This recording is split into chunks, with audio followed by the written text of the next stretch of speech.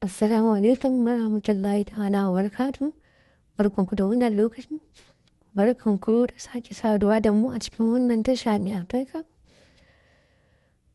To, a yau za mu yi magana akan shigar da mace za ta yi da ke daga wa namiji hankali.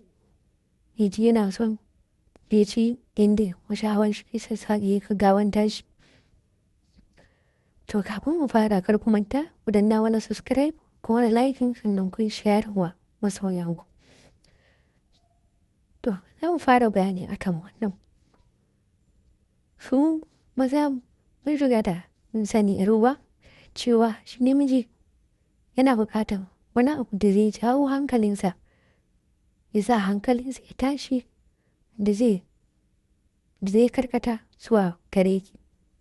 Su maza suna son kasance da matan su dinga nuna musu inda wani bangare na jikinsu wanda zai ringa ta musu sha'awa cewa har akai matakin da ki ga yana so ya ci gindinki.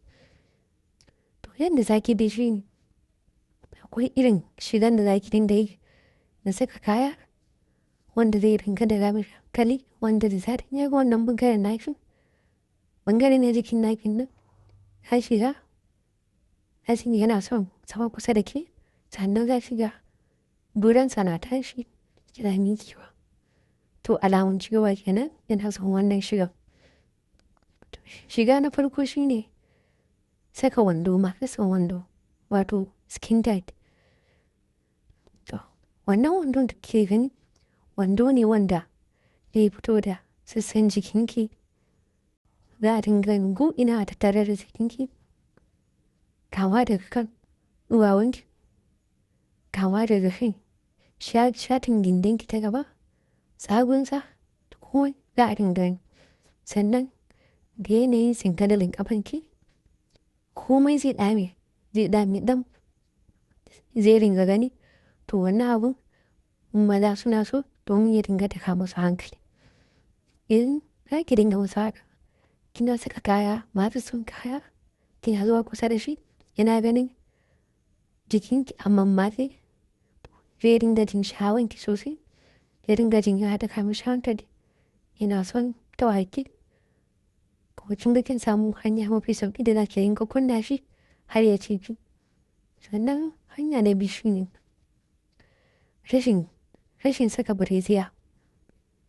To maza suna so abu na farko wani maza wanda suke so su dinga gani wanda shi da musu hankali musamman abu na farko shine shi wannan nonuwa suna daga cikin abin da suke kara jawo hankalin namiji cewa yana so ya taɓa jikinki har ya ji sha'awan yana so cike ciki. To shi wannan rashin saka bireziya yana da amfani a yayin da kike so ki dinga jawo hankalin shi. Inda ya fi taka rawan gani sosai a wannan bangaren.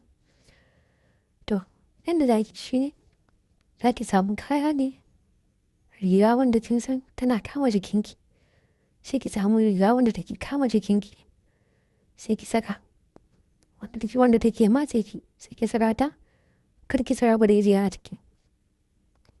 Idan kika yi wannan shi za ki ga muhimmanci sun zauna cirip a cikin wannan rigan.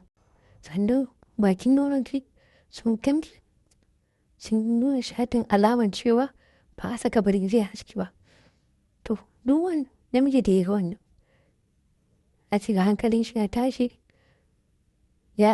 sosai yana so har da ta yi matakin da yana so ya taɓa nonuwanki.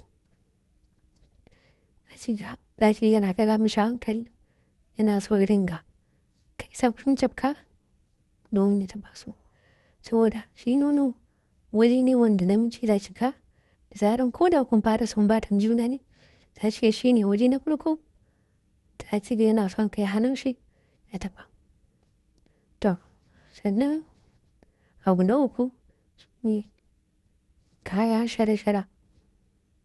Shi namiji yana so saka yana so mace ta dinga saka kayan shara-shara wanda zai saka shi ya kalli wani bangare ne jiki domin ya ji cewa yana son ya taɓa jikinki. Saboda shi amfanin sa kayan shara sai fito da dukkanin sassa na jikinki, kama da kan tsagun takashinki ta baya, tsagun gindinki, nunuwanki, shatin bakin nunuwanki, komai na tattare da jikinki zai dinga gani. To, yayin da kuke tare da shi, ɗaki ya hakuri, ki sako kayanki mai shara wanda za ki ganshi kamar rariya. Shara ana ganin komai saki ki sa bireziya. Idan kin san cewa nononki ya ɗan kwanta kaɗan, to shi ne za ki dan iya saka bireziya amma mara nauyi. Bireziya irin mai shara wanda ko zai taimaka wa nonon da dandago inda zai ƙara daga mai sha'awa. Sai ki saka, amma san samu ma kar ki saka wannan bireziyar. Kawai ki saka kayan ki wannan kayan shara ki zo ki saka kusa da shi. In yana ganin nunuwanki tsada ko yana ganin shatin takashinki, kan yana ganin tsabon gindinki, hakan zai tashi ganin da namijin nan ya yi kara yana so ya ce ki. To, wannan su ne hanyoyi da za ki daga wa namiji hankali cikin sauƙi. Mun gode.